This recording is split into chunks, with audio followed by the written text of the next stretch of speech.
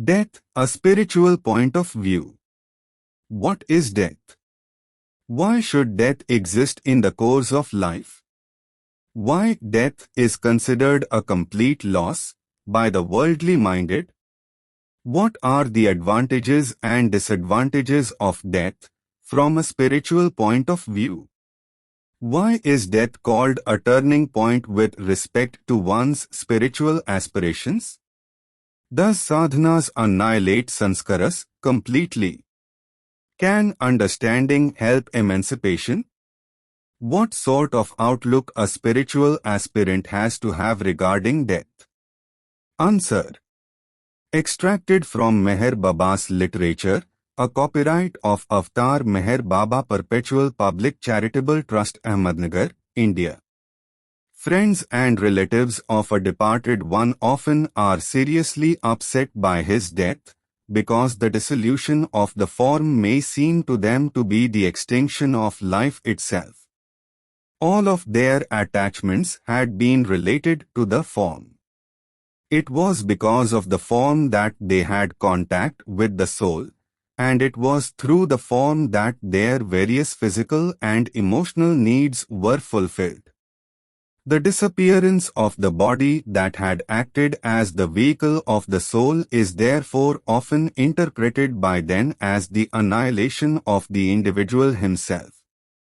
From the purely physical point of view, death does not involve annihilation of even the body, but psychologically it has become unfit to be the continued dwelling place of the spirit, and has therefore lost all importance.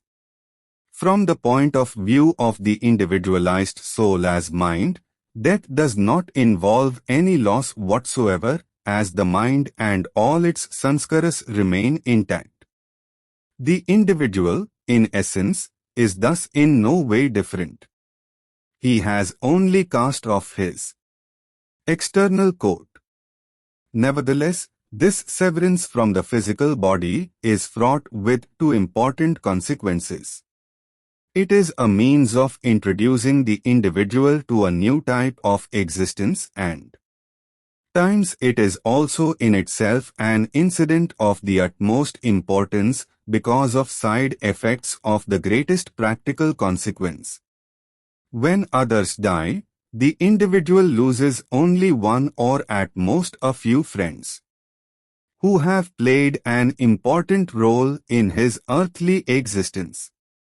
But when he dies, he loses at one stroke all the persons who had entered intimately into his own life. He also loses all his possessions and is broken away from the achievements on which he had built the very foundation of his sense of accomplishment in life. As the crowning touch, he must also leave the very physical body with which he had identified himself so completely that he was rarely capable of imagining himself as anything but that physical body. This complete annihilation of the entire structure of the individual's earthly existence is therefore a crisis without parallel in his life. This critical turning point which occurs at death is attended by both advantages and disadvantages. The greatest disadvantage lies in the fact that the individual must leave incomplete all the undertakings of his earthly life.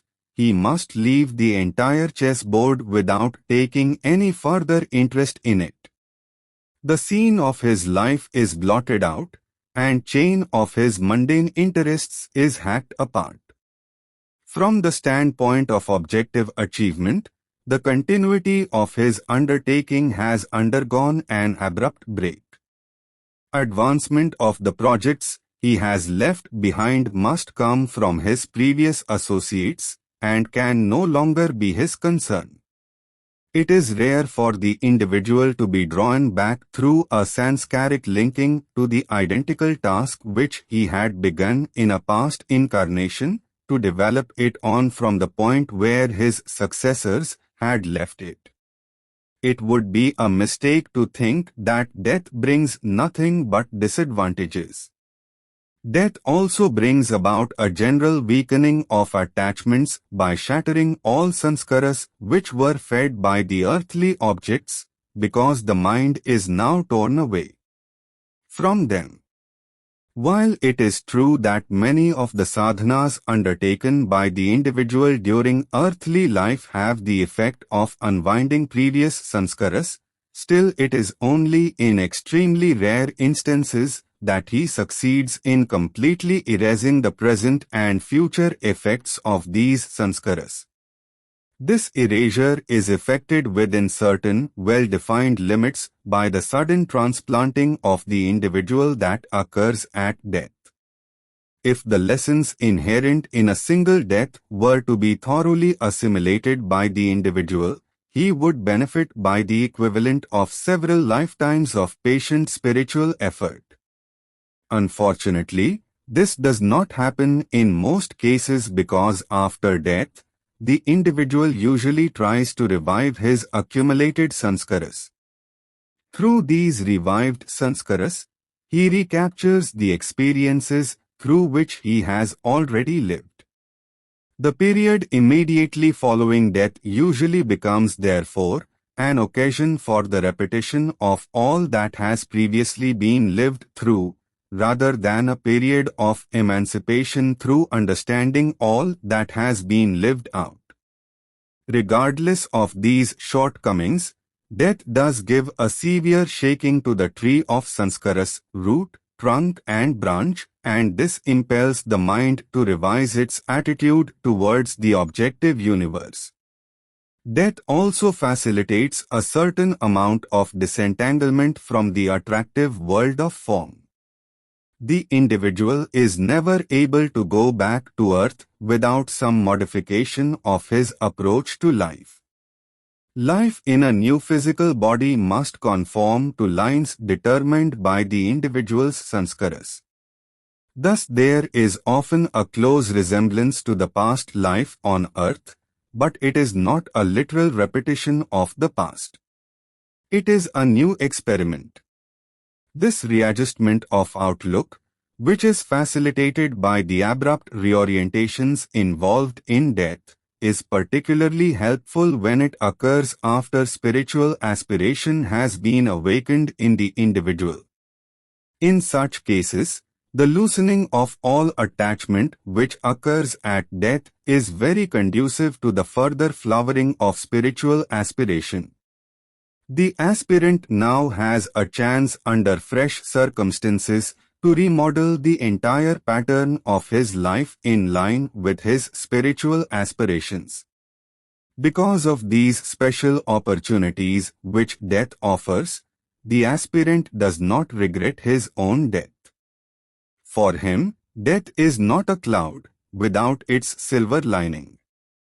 The perfect master Jalaluddin Rumi has said that he always progressed through frequent deaths. But this cannot justify anyone, and even less a spiritual aspirant in seeking death for its own sake. To seek death in this manner is to put a false premium upon it. Such seeking of death springs from fear of life and failure to cope with it, and inevitably must defeat its own purpose.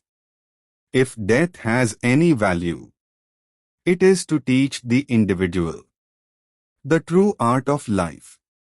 It would be wrong for the aspirant to seek death with the hope of making further progress thereby. On the other hand, he should not fear death when it overtakes him. A true aspirant neither seeks death nor fears it, and when death comes to him, he converts it into a stepping stone to the higher life. Jai Meher Baba. Source: Listen Humanity. Page 101 to 103.